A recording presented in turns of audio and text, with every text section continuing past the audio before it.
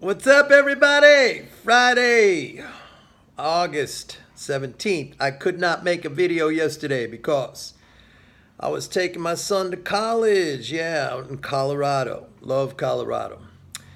All right, let's go over what is going on. I'm going to call this video Trump versus Erdogan. Erdogan, of course, is the head of state of Turkey, and everybody knows what's going on.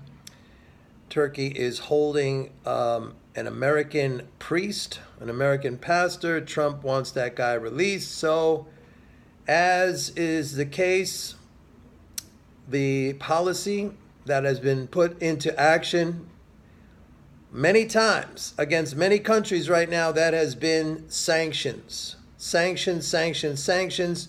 The weaponization of the dollar, the use of the dollar as a weapon. So we saw in the last several weeks, the imposition of sanctions and tariffs sent the Turkish lira tumbling. And last Friday, when Trump announced the doubling of the sanctions on, basically it's on aluminum and steel, I mean, very narrow. The tariffs were doubled. Last Friday we saw a big drop in the lira, and that followed through on Sunday night and Monday. But since then, this week, that whole entire drop in the lira has been reversed. Now, yesterday, Mnuchin, our lovely Treasury Secretary, he said that more sanctions are being prepared, and you saw a little tiny sell-off in the lira, not very much. You know, in the past, in the recent past, just the very mention of additional sanctions, tariffs, whatever, would have caused the lira to go into a free fall. So it's very interesting what is going on here. By the way, the dollar is down. It was down yesterday. It's down again today. Still, when you look at it in perspective, it's had a nice run up from the bottom. The bottom, whenever that was earlier this year at 88 on the dollar index, it ran all the way up to 97, and now it's like 96 something. Okay, so that's been a big, very strong correction, and that whole thing, the whole entire narrative surrounding that correction, interest rates are going up in the United States, and there's no other currency to go in, and the dollar is the only thing, and, China's going down the tubes, and you got to go, and all this stuff, and tariffs and sanctions, and America, and the whole thing, And again, I'll bring you back to 2009 when everybody was selling the dollar because they're saying quantitative easing and they're printing money. They're printing money. And I made the video. It's right here on my channel. Why the dollar is going to go into a long-term uptrend. I was the only one calling it. So anyway, getting back to Turkey. This is an interesting situation because, number one, the mention of additional sanctions, now I admit, they did not put those additional sanctions on, and we may see a totally different story by next week if they actually go ahead with further sanctions. The lira might crumble again. But so far, there has been a very, very muted reaction, and the dollar is actually down, as I said. It's kind of trading like it wants to top out here. All right, I'm looking at my own positions. I'm looking at what's starting to work and what has started not working. All right. So you have that. More importantly, however, I read this article today. It was kind of made me laugh a little bit, kind of made me chuckle. Mohammed El-Erian. Remember this guy, Mohammed El-Erian? He was a former chief economist of the IMF, and then he went to PIMCO. It was a big deal. He went over to PIMCO, and he was a total loser over there. And then he and Bill Gross had a falling out, and he left PIMCO. And Bill Gross went to Janus or something like that, and he's getting beat up really bad. But anyway. Mohammed El-Erian is out, and he said, oh boy, Erdogan, he's doing this in a very unconventional way. I don't know, boy, if this is the strategy he sets for other emerging markets in how to deal with crises. I don't know, boy. This is not orthodox. Mohammed El-Erian is saying that. He's not raising interest rates dramatically higher like he should. He's not going to the IMF for money, for loans to support his economy. By the way, Turkey's economy is the second fastest growing in the whole entire world. Turkey's external debt, which I think I talked about here, is about 55% of its GDP. You know, not that bad. Greece is over 200%.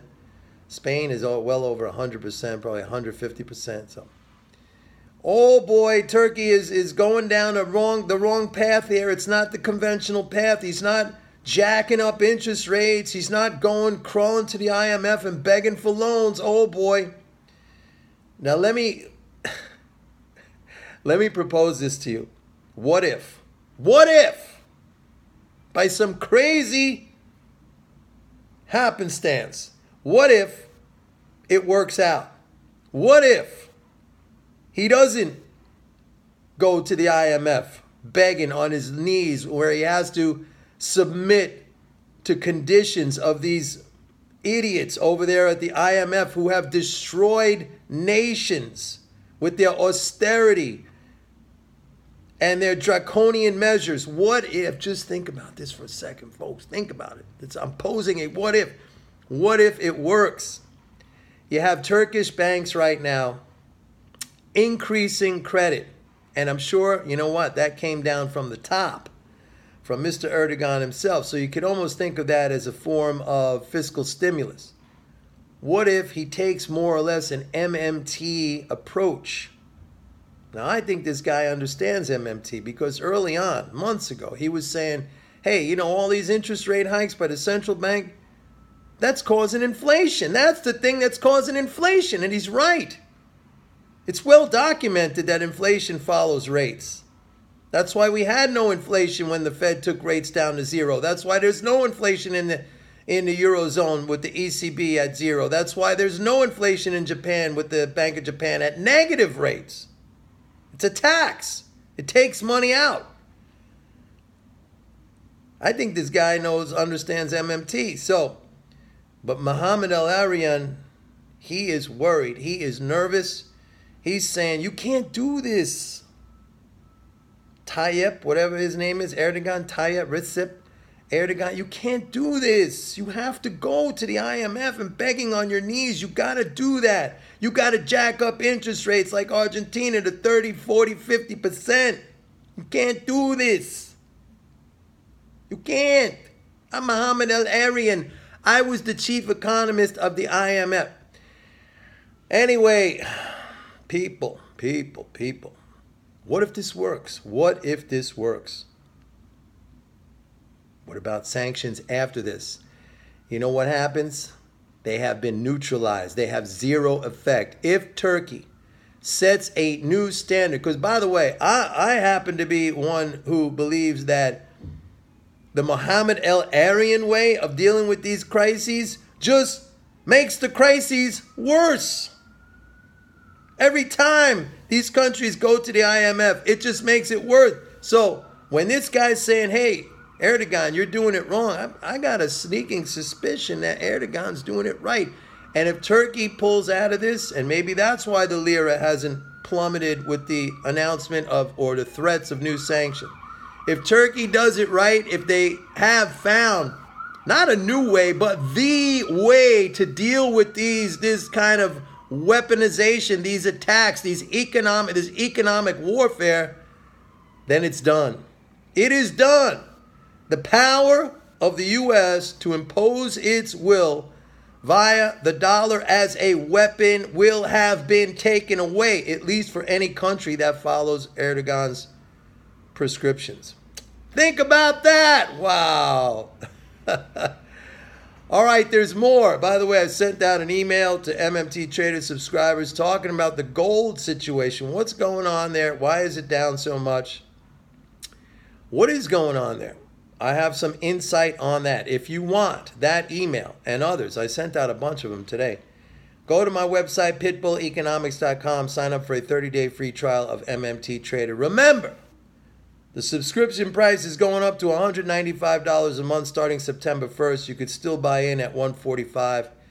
This does not affect the price increase will not affect current subscribers, and I will repeat, I am offering an amnesty period. Anyone who was a former subscriber of MMT Trader and you quit and you want to come back, I'll let you come back in at your original rate. Just send me an email. All right, everybody. That's it for me. Have a nice weekend. Bye-bye.